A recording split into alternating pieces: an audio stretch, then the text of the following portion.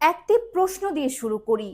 যদি কোনো এক ভোরে বঙ্গোপসাগরের দিগন্তে হঠাৎ দেখা যায় বিশাল এক ইস্পাতের যুদ্ধযান, যার বুক ভর্তি ট্যাঙ্ক, শত শত সেনা এবং আকাশে ওড়ার জন্য প্রস্তুত হেলিকপ্টার, তাহলে কি সেটি শুধুই একটি জাহাজ হবে, নাকি সেটি বদলে দিতে পারে পুরো উপকূলীয় নিরাপত্তার হিসাব? বাংলাদেশের সামরিক সক্ষমতা নিয়ে আলোচনা হলেই সাধারণত যুদ্ধ বিমান, ট্যাঙ্ক কিংবা ক্ষেপণাস্ত্রের কথা শোনা যায়, কিন্তু সাম্প্রতিক সময়ে নীরবে আলোচনায় উঠে এসেছে এমন একটি প্রকল্প যা হয়তো অস্ত্রের চেয়ে বেশি গুরুত্বপূর্ণ। কারণ আধুনিক যুদ্ধে শুধু শক্তিশালী অস্ত্র থাকলেই হয় না, সেই অস্ত্র কত দ্রুত যুদ্ধক্ষেত্রে পৌঁছে দেওয়ার সক্ষমতাও সমান গুরুত্বপূর্ণ। আর ঠিক এই জায়গাতেই নতুন এক অধ্যায়ের সূচনা হতে যাচ্ছে। বঙ্গোপসাগরের বিশাল জলরাশি বাংলাদেশের জন্য যেমন অর্থনৈতিক সম্ভাবনার উৎস, তেমনি এটি নিরাপত্তার ক্ষেত্রেও একটি বড় চ্যালেঞ্জ। কয়েক বছর আগেও প্রশ্ন ছিল, যদি দূরবর্তী কোনো দ্বীপে দ্রুত সেনা, ট্যাঙ্ক বা ভারী অস্ত্র পাঠানোর প্রয়োজন হয়, তাহলে বাংলাদেশ কতটা প্রস্তুত?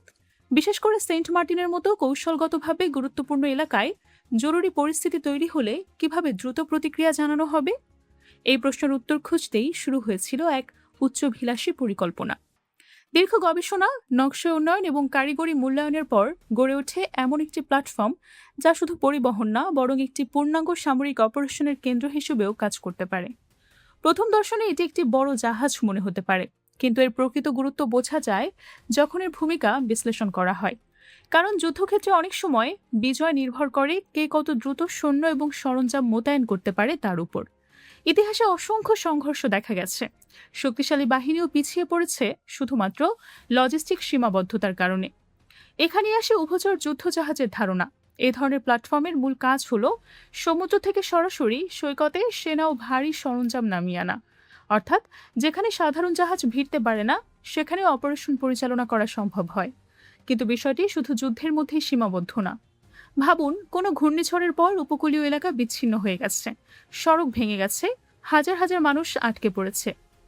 ঠিক সেই মুহূর্তে একটি বড় ল্যান্ডিং ক্রাফট যদি খাদ্য, চিকিৎসা সরঞ্জাম এবং উদ্ধারকারী দল নিয়ে সেখানে পৌঁছে যায়, তাহলে সেটা শুধু সামরিক সম্পদ না, বরং জীবন রক্ষাকারী একটি প্ল্যাটফর্মে পরিণত হয়। তবে সবচেয়ে বেশি আলোচনা হচ্ছে এর কৌশলগত গুরুত্ব নিয়ে।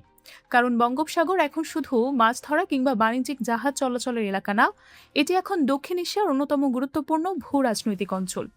সমুদ্র সম্পদ, জ্বালানি সম্ভাবনা, শিপিং রুট এবং আঞ্চলিক প্রতিযোগিতা সবকিছু মিলিয়ে অঞ্চলকে ঘিরে আগ্রহ বাড়ছে দিন দিন। বিশ্লেষকরা বলছেন, আধুনিক বিশ্বে সমুদ্র নিয়ন্ত্রণ মানে শুধু নৌবাহিনীর শক্তি না, বরং দ্রুত প্রতিক্রিয়া জানাতে পারার সক্ষমতা। কোনো সংকট দেখা দিলে কয়েক ঘন্টার মধ্যে বাহিনী মোতায়েন করা গেলে সেটা অনেক সময় যুদ্ধ শুরু হওয়ার আগেই পরিস্থিতি নিয়ন্ত্রণে আনতে পারে। আর এখানেই নতুন প্রশ্ন তৈরি হয়, বাংলাদেশকে ধীরে ধীরে এমন এক সামরিক কাঠামোর দিকে এগোচ্ছে যেখানে স্থল, নৌ এবং আকাশ তিন বাহিনীর সমন্বিত অভিযান পরিচালনা করা সম্ভব। এই প্রশ্নের উত্তর খুঁজতে গেলে দেখা যায় বিশ্বজুড়ে আধুনিক সামরিক বাহিনীগুলো যৌথ অভিযানকে সবচেয়ে বেশি গুরুত্ব দেয়। কারণ বর্তমান যুদ্ধ আর শুধুমাত্র স্থলভাগের সীমাবদ্ধ থাকে না। ড্রোন, স্যাটেলাইট তথ্য, হেলিকপ্টার এবং নৌপথ সবকিছু একসাথে কাজ করে।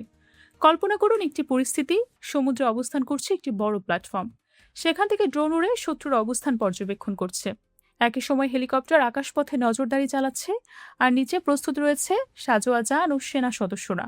কয়েক মিনিটের মধ্যে পুরো অপারেশন শুরু হয়ে যেতে পারে। এটি হয়তো সিনেমার দৃশ্য মনে হতে পারে, কিন্তু আধুনিক সামরিক কৌশলে এমন সমন্বিত অপারেশন এখন শুধুই বাস্তবতা।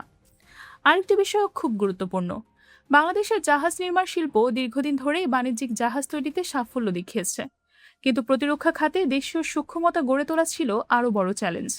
কারণ সামরিক প্ল্যাটফর্ম নির্মাণে শুধু ইস্পাত আর ইঞ্জিন যথেষ্ট না, প্রয়োজন জটিল প্রকৌশল, নিরাপত্তা মান এবং অপারেশনাল দক্ষতা। সেদিক থেকে দেখলে এই ধরনের প্রকল্প একটি শিল্প খাতকেও নতুন পর্যায়ের দিকে নিয়ে যেতে পারে।